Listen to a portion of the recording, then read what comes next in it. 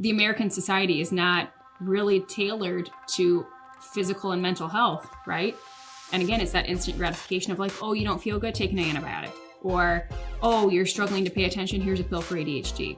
It's not I want you to get an hour of exercise every day. Let's look at your diet. Let's change what you're eating. Let's change some of your patterns of behavior. It's that quick, instant gratification, which has become so normalized in our country and our society.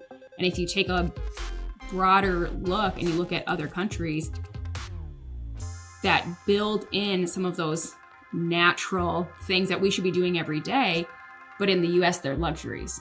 You know, oh, you have a gym membership, you have an hour to work out every day. Like, yeah. Oh gosh, you must have a really flexible job. Or you can eat organically, like that's really expensive. You know, and then we look at what we're feeding ourselves and what we're feeding our kids and all the dyes and preservatives. And we wonder why our kids don't feel good or they have attention issues.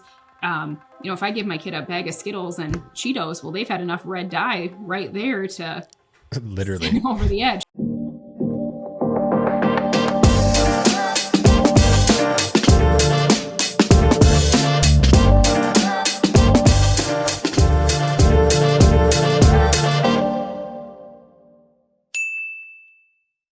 All right, guys, welcome back to a brand new episode of the Heart and Hustle podcast. Now, I'm incredibly excited because today's episode, we are sitting down with an amazing leader and CEO. Alyssa Hennings is joining us. Now, this conversation is going to be really important because we're going to be talking navigating the post-pandemic challenges of mental health. We're going to talk about supporting her community with incredibly needed services.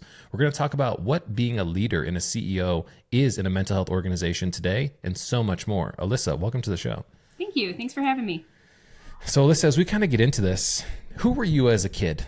I want to know this because often when we choose to devote our lives to something as important as serving others and something as important as mental health, you might have had a little bit of like a servitude heart when you were younger. Who were you kind of like when we were younger? It's funny that you mentioned that because I actually had this conversation with one of our fellow therapists today and one of our BCBAs yesterday.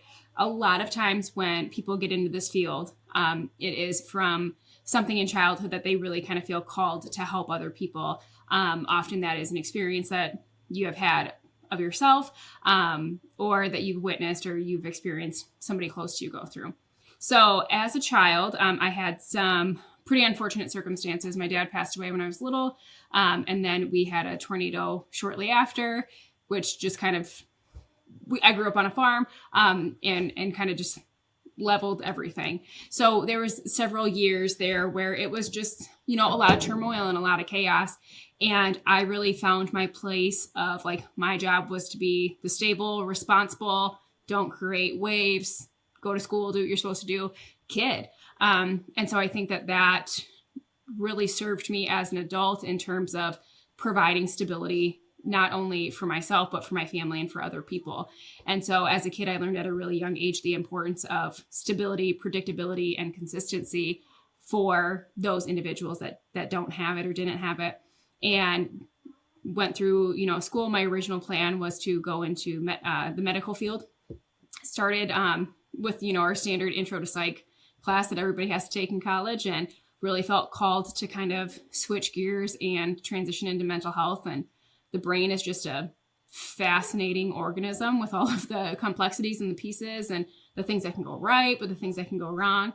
And yeah, just really started to dive into that and led me down to getting licensed as a mental health counselor. And then eventually, I shouldn't say eventually, I came to be at Life Connections pretty early on in my career, but then also facilitating and fostering a place where other mental health providers can really, you know, find a home and feel comfortable and also get that connection and that support. Because again, most counselors enter this field because they've had something themselves. And so really creating a place where people feel comfortable with that. You know, it's, first of all, I'm so sorry about your father. Thank you. That made my heart ache. Are you, do you have any siblings? I do. I have a younger brother and an older sister. Okay. It's interesting. You know, I'm the oldest sibling. And I had the experience where it was my responsibility when I was younger to be like the stable one, right? And that kind of like made my light bulbs in my head go off of saying like, I wonder if you're the oldest sibling because so much pressure is usually put on us, right? In those situations, especially.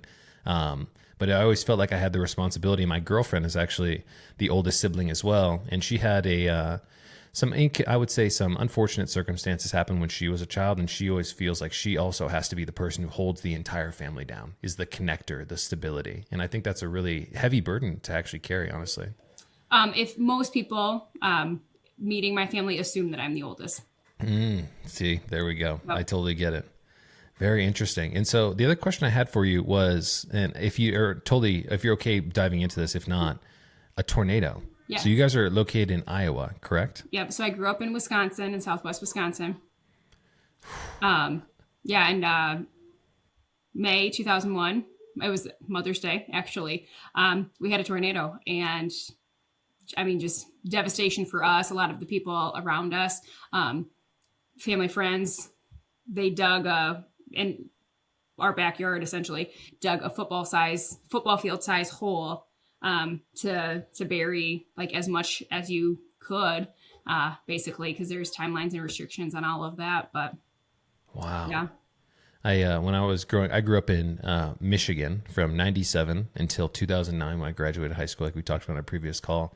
And when I moved from Seattle to Detroit, I experienced thunderstorms and weather for the first time. And I'll be very transparent. It scared the absolute shit out of me. My parents would call me the weatherman because I'd sit there and watch the Doppler radar and like be like, guys, look at the clouds and all that kind of stuff. So it's like, that is one of my biggest fears in life. And I'm so sorry that you had to go through that experience as well. That breaks my heart. I don't love bad weather. Like to this day, people are like, oh, the joke is like people from the Midwest, like they go out and watch the weather. I'm like, nope. No, we're not going to do that. So you fell in love with psychiatry, helping others at a very young age. So why was it that I would say you poured so much of your energy into going into this space? Because you mentioned early in your career, I want to say that your organization of Life Connections was founded in 2009 and you joined in 2014. So what were those early days like and kind of actually getting real life experience working in this space, supporting others? How was that? Yeah. So I was probably a sophomore or junior in college when I really kind of got my first job, I would say, in mental health. And I was working with children that had disabilities, and they were living in a group home setting. And there's just a huge gamut, right? When we start talking about physical, mental health disabilities and ailments and things like that. And I really kind of started to... It was a great job. It was a great like kind of entrance, but I was like, this isn't really what I want to do. And then, so once I got my bachelor's degree, a couple of the people that I was working on my master's with, they started working at what is now Life Connections as what's called a BHIS counselor or behavioral health counselor, working with kiddos that have a behavioral disorder of some sort. Most people hear behavior and they're like, "Whew, gosh, the angry kids." And it's not necessarily that. It's kids that are angry, yes, and need anger management and coping skills, but it's also those kiddos that are anxious or they're shutting down or they're regressing. They're really taking that emotion and they're turning it inward. And so working with those kiddos to overcome the barriers that they're having in the homeschool or community environment. And that's when I fell in love with behavioral health, because there's so much communication that comes in the form of behavior that most of the time adults just don't understand. And we're not asking the right questions to understand that all behavior is a form of communication. We're just not speaking the same language. And then when I was progressing through my master's degree and you start to learn about brain development and the fact that your brain's not fully developed until you're 26, 27, you're like, and we expect 6-year-olds and 7-year-olds to self-regulate and to be, aware of their emotional state. And it's like their brains literally can't do that. And then, you throw a couple early childhood, experiences there. Parents get divorced or, we were homeless or we've witnessed abuse, just sends everything haywire. Right. And so then we're talking about these expectations of kids, and it's their brains literally hardwired to do something completely different. And that's when, it really kind of clicked for me that this is so much more than sitting down on a couch, talking to somebody. What most people think like traditional therapy is, it's so much more than that. I think it's really important for us to kind of talk about the brilliant point that you just kind of made so apparent, which is young brains do not know how to regulate themselves. So what do we think about kind of like the big challenges? I'm sure we'll kind of get into this, but like the mental health challenges of the youth today in our communities, the school, the social media, all of the different influences on the young brain. Don't you, with all of your clinical expertise and all of your knowledge, get really concerned about these future generations of people who are coming up? Absolutely. The social media exposure is really concerning. When we talk, what do people post on their social media? The best. What do they take pictures of? They like the best, right? We've got our filters on, and it's essentially a highlight reel for people.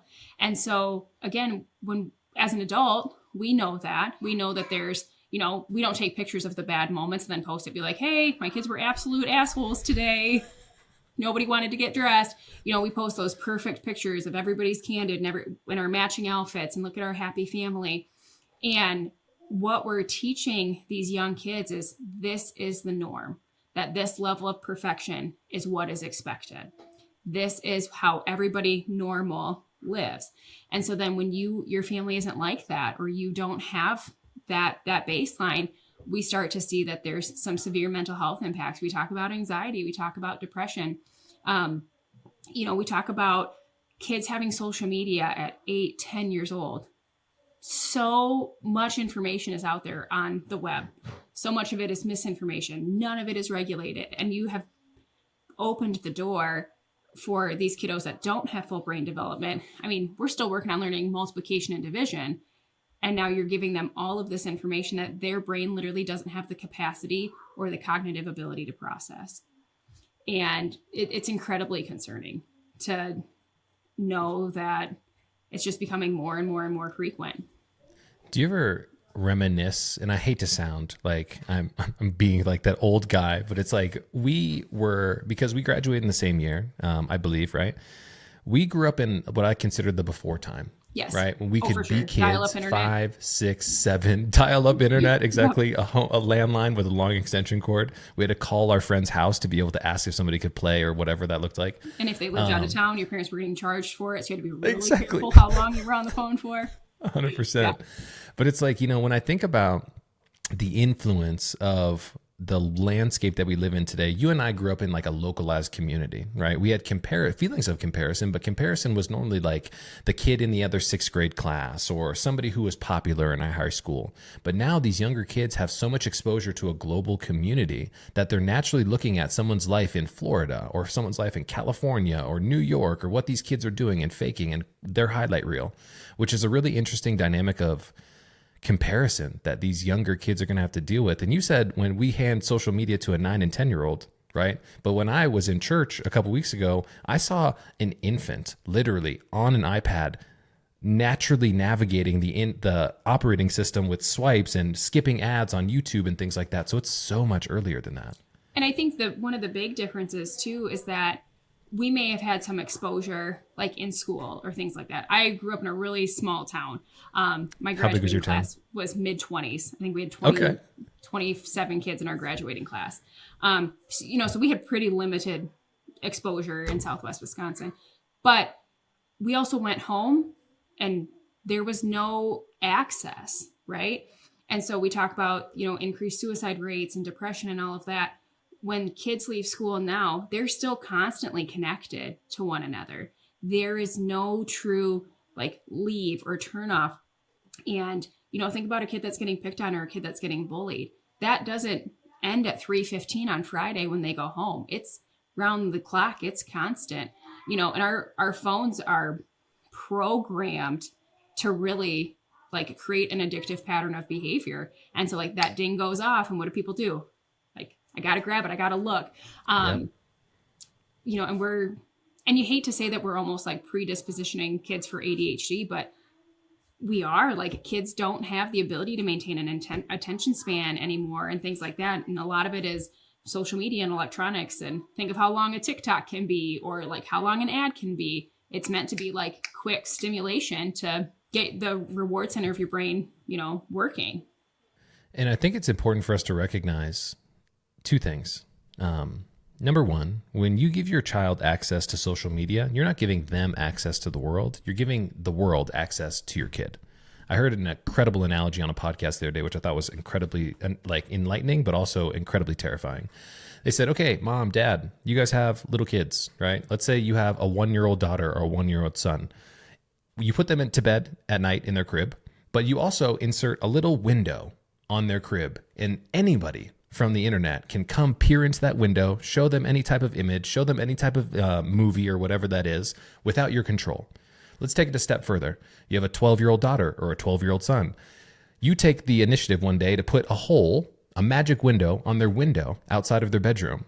Anybody on the internet can come up, look in through that window, talk to them, send an instant message, do whatever you want to do. Isn't that a scary world? Well, if we think about that window, not in the form of something on your house, but this little device, it becomes a lot scarier, which is terrifying to me. I mean, think about that 12, 13-year-old girl looking at that window, and every image or every person that comes across that is a fit, blonde, 5'6",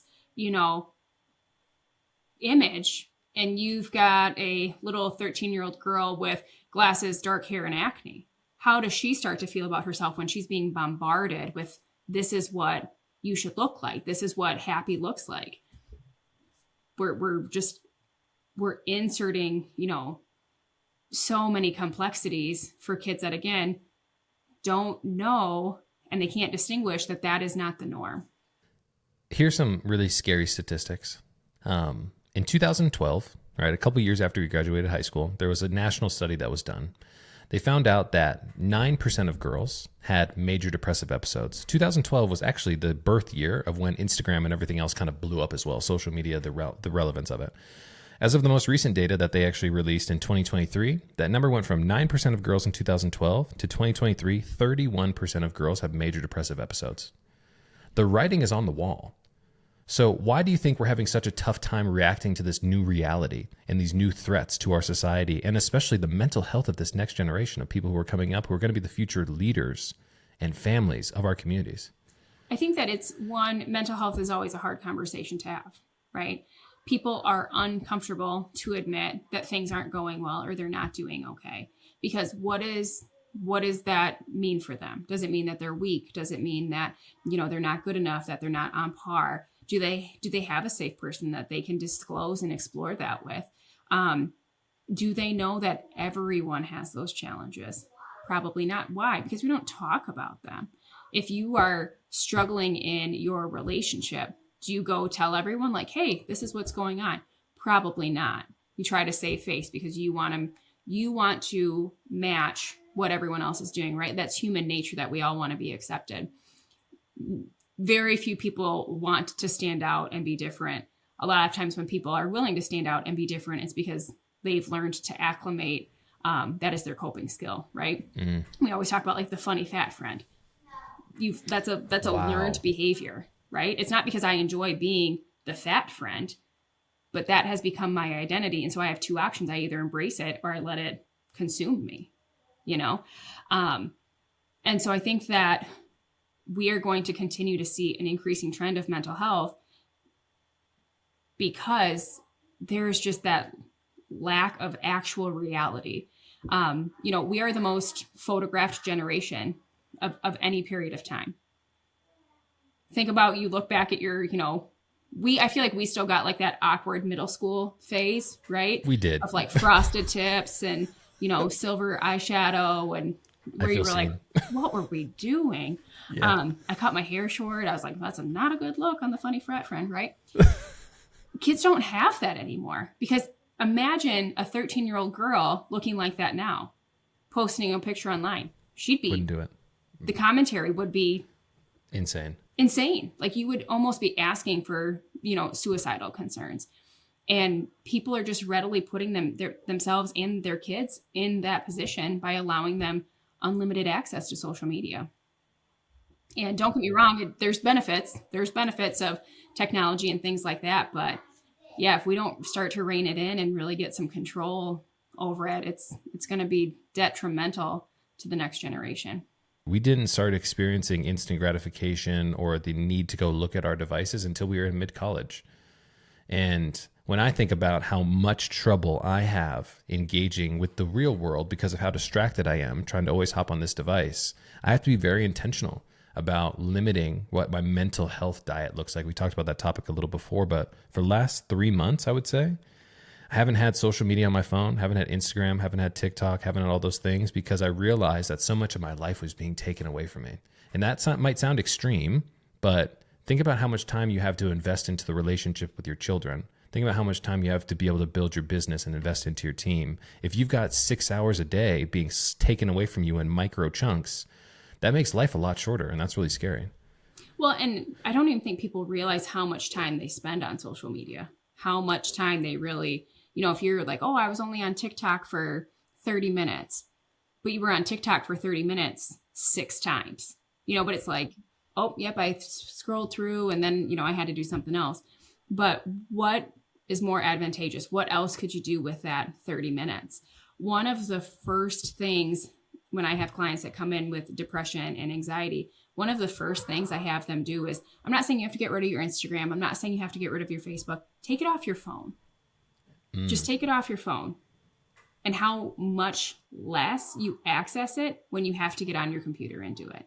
Because again, this, right? It's so much more instantaneous than when you have to get on your computer and look at it.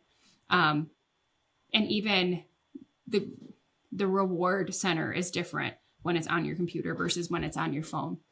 It's really meant to be on your phone so that it's, like you said, with that little kid in church, like it's that scrolling and all of the engineering behind it is really intended to make it addictive. Are you hoping that there's going to be a day of reckoning, if you will, or accountability where these platforms are going to be held accountable for the type of distraction that they're implementing into our lives? Or do you think this is like a bigger issue? Oh, I hope so. We're starting to see some of that with TikTok, right? With some of the things that they've got going on there. But I really think it has to start at home. My oldest daughter is 18 and she did not have a phone until she was 16. And let me tell you what, that was a battle. I was going to say that seemed easy. There was lots of like, oh my gosh, you guys are so old, you're archaic, da da da da da. Like you aren't. And even at 16, I was like, oh gosh, this feels gross. But like she doesn't have Snapchat, she doesn't have Facebook or any of that stuff because again, you are your kid for such a short amount of time. And you really, when you're in it, it feels like eternity, right? But it is truly the only time in your life that you get to be carefree. And why would we want to take that away from our kids prematurely? Why would we so quickly want to take this innocent child and put them in a world? I mean, the world we live in now is scary. It's crazy. Why would we want to take our kids and put them right in the middle of that and give them all of that information and expose them to all of it? But that's what we do every time that we just openly give our kids electronics. And it's easier, right? And that's the bigger problem. Passive parenting. Passive parenting. It's like, hey, back in the day, our parents, right, would have to carry like a pacifier and maybe like a book with crayons or like a game that we could play in a restaurant. Now it's much easier just to be like, hey, kid, be quiet. Take this little thing. You're going to be distracted.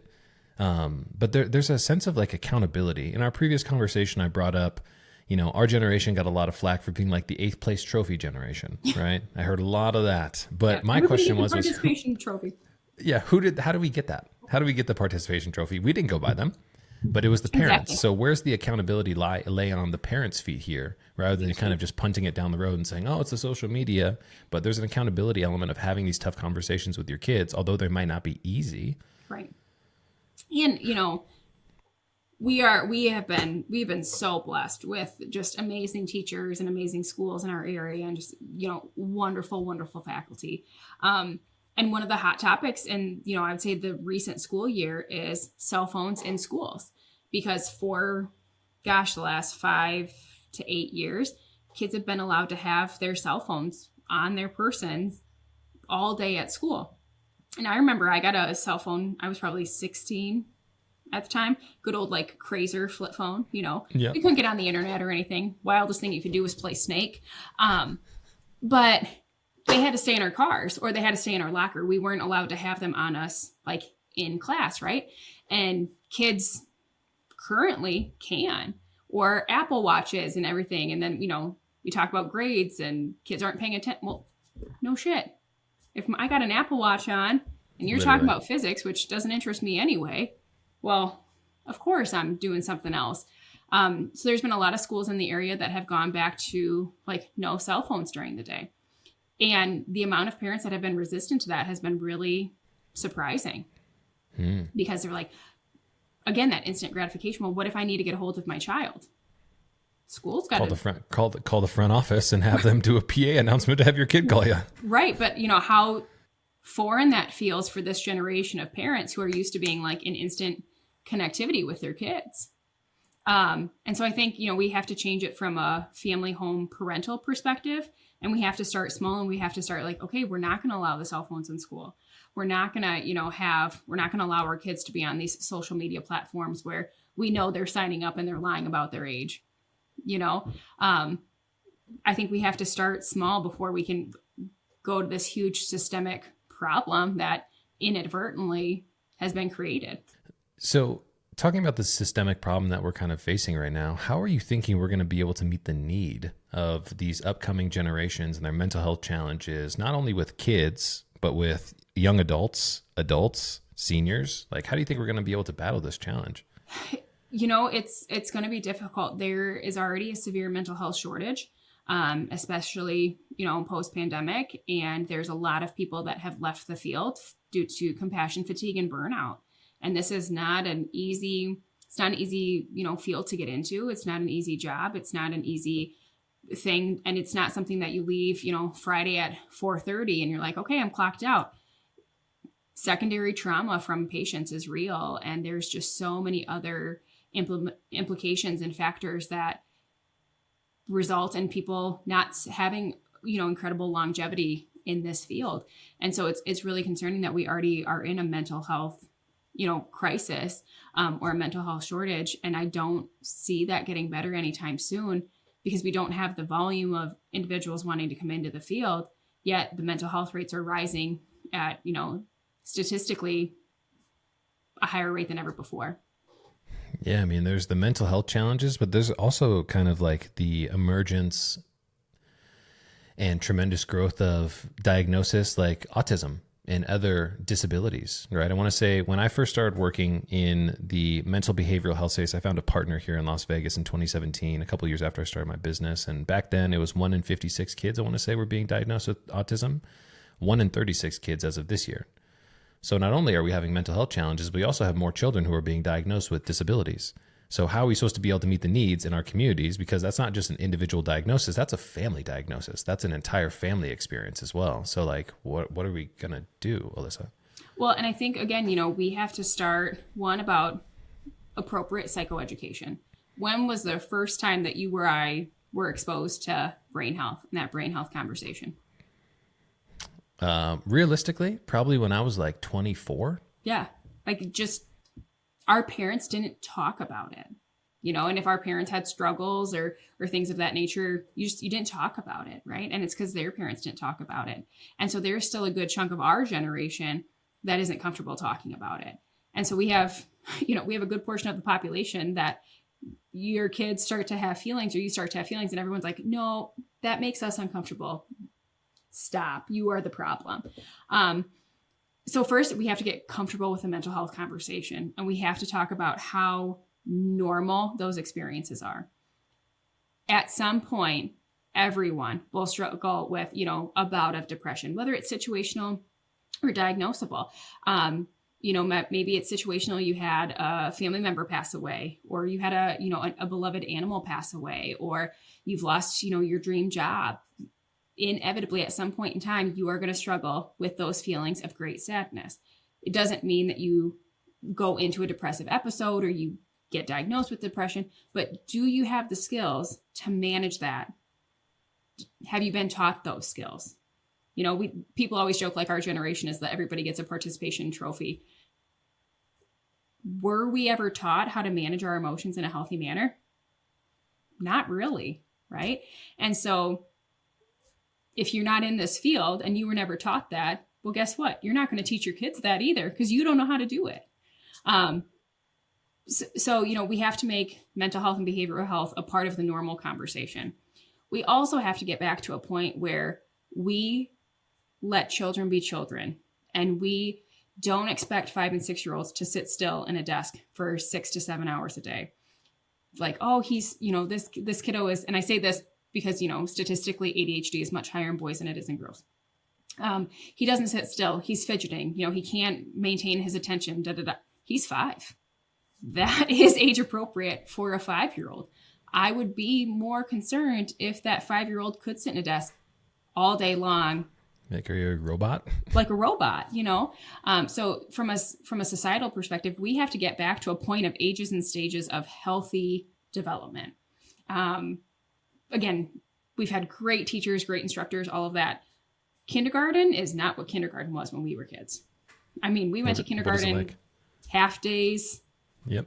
We colored, maybe took a nap, snack, and then we went home. Kindergarten now is you're learning to read, and you're expected to be able to read by, the end of the year, and math facts and stuff that we probably didn't do till 2nd or 3rd grade. Are we expecting our kids to grow up too fast? Are we allowing them to be little for long enough so that they can learn to have some healthy conflict and get them out at recess and let them, get in a disagreement, let them argue, let them learn how to work through that? Are we giving our kids the opportunity to build that strong foundational mental health and behavioral health so they can have healthy relationships? I mean, naturally, when I think about the prevalence and diagnosis with ADHD and things like that, are there any, from your clinical perspective, do you think that maybe there are some societal pressures, like pharmaceutical companies are getting paid a lot of money to hand out Ritalin and Adderall prescriptions to little kids and stuff like that? It's easier, right? It's easier if I can give my kiddo a pill and they stop, and school stops calling me, right? It's easier to give my kiddo something that makes them calm down instead of me teaching them how to regulate their excitement or their emotions. And then it becomes the norm that kids are supposed to act like this. And then we also talk about the prevalence of ADHD and the amount of people that are misdiagnosed with that. There's kind of hot diagnoses that you can kind of see patterns throughout history. And it's definitely like the hot diagnoses right now. And so there's a high probability that a lot of the individuals that are diagnosed with ADHD currently don't actually have true ADHD. When I was in high school, I was so unexcited about school. I had such a tough time focusing in the classroom. I was more interested in daydreaming and thinking about the things that I could do in sports and XYZ, right? And I had this really amazing doctor named Dr. L. Foley, who was my pediatrician. And I was seeing him up until I was like 17 years old, 18 years old. And I went back to him and said, hey, Dr. L. Foley, I would love to get on an Adderall prescription because having a really tough time with school. First thing he said to me was, Keenan, I've known you your basically entire life. You do not have ADHD. And that was the first time I ever had a provider who pushed back against the idea, because all my other friends were getting diagnosis. Everybody was getting pills and things like that.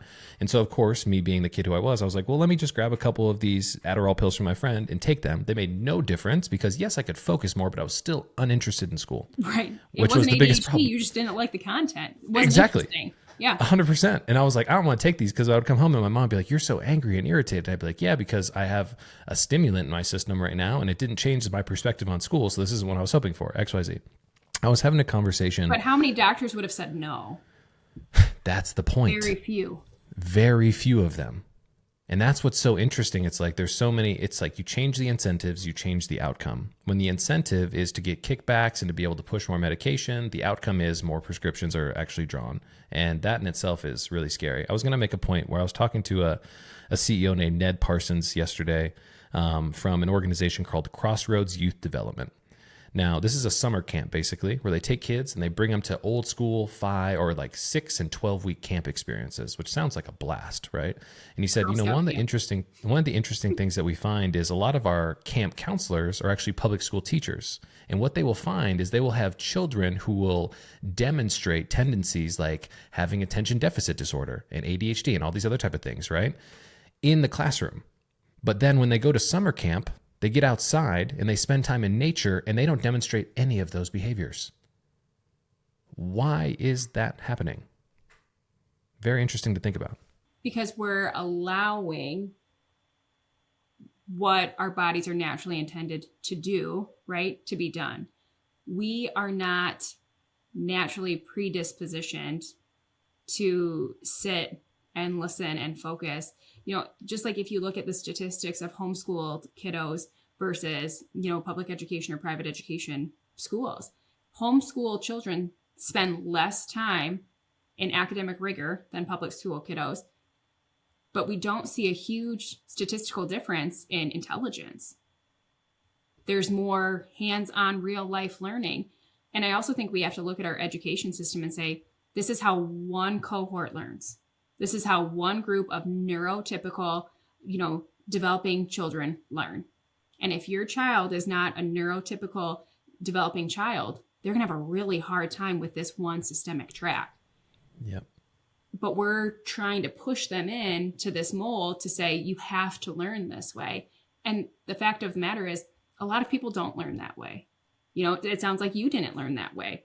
You were not ever going to be engaged in that teacher's class because your brain doesn't function that way. And if we go back to brain development and we look at all of those different pieces and all of those different factors, it makes total sense why this way of education doesn't work for a lot of kids.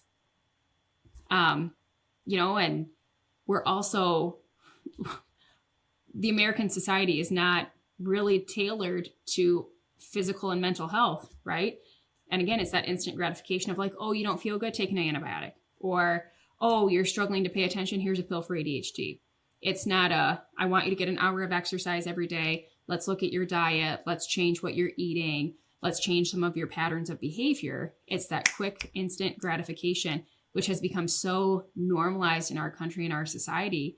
And if you take a broader look and you look at other countries that build in some of those natural things that we should be doing every day, but in the US, they're luxuries. Oh, you have a gym membership, you have an hour to work out every day. Like, yeah. Oh gosh, you must have a really flexible job. Or you can eat organically, like that's really expensive. And then we look at what we're feeding ourselves and what we're feeding our kids and all the dyes and preservatives. And we wonder why our kids don't feel good or they have attention issues. If I give my kid a bag of Skittles and Cheetos, well, they've had enough red dye right there to literally send them over the edge. It's a big problem that we're going to have to continue to keep fighting. But Alyssa, when I know that there are leaders out there who are continuing to have this conversation and advocating for the people who truly need help in communities who most need it, like you are, it makes me feel a little bit better. And I know the challenge is going to be a big one. So here's my last question for you. When it comes to recognizing the space that you are working in, right? You started in 2014, so we're 10 years in right now to your career. We recognize that this is a big problem, and everything else we've talked about today indicates that this is going to be a big problem continuously into the future. How are you thinking about keeping a mindset for the long time horizon of this work in your career and not being frustrated by what seems like the lack of progress? So we always talk about, one, how do we create a whole healthy individual? And that starts with us ourselves. And how do I manage my own mental health so that when I go into work and I work with the kids that I work with and I work with the families that I work with, how do I give them 100% of my energy and my effort? A big thing for me with my providers is manageable caseloads. You can't help 50 people at one time. No matter how bad you want to, you're going to burn yourself out. You can only focus on these 20 to 25 people a week. So creating manageable expectations for mental health providers, but also then giving those mental health providers the opportunity to recognize nobody was given a handbook of like, here's how your life is going to go. Here's how to deal with it. And so there's going to be challenges and there's going to be changes, and just establishing the normalcy of that, not only for ourselves, but also for our patients. And then giving our clients the skills and the tools, not only to help themselves, but to then take that out to share that with their families and their kiddos, so that we really start to see that ripple effect. Because we know when, kids grow up in healthy, stable environments, they do better as adults. And so if we can keep parents whole and healthy, or we can really start to combat some of that, generational poverty and some of those other pieces, that we really have the opportunity that, yes, it feels small, but once we get that ripple effect, we really can have a big impact even as one individual person. One of the traditions here that we have, Alyssa, on the podcast is we have our previous guest ask you a blind question. Okay. So the question is, what is the legacy that you are leaving? Oof, my kids. And by that, I'm a big proponent of leave it better than you found it. And so if I can teach my kids to be, you don't have to be the smartest person. You don't have to be, the most successful. You don't have to be the most wealthy, but I want you to be the kindest. And if I can instill that in them, and then they take that out and they instill it in their children and their friends and their families as they grow, that's it. And I think that's the biggest piece, is just breaking that generational curse. And this is why you're the definition of heart and hustle, and why it's so important to have you on the show, because you are articulating exactly what we need to be able to combat these macro issues that we're facing. So Alyssa, thank you from the bottom of my heart for everybody who's tuning in, listening, and watching today. It's been an absolute pleasure having this conversation with you. Thank you so much for coming on the show. Thank you for having me. I appreciate it.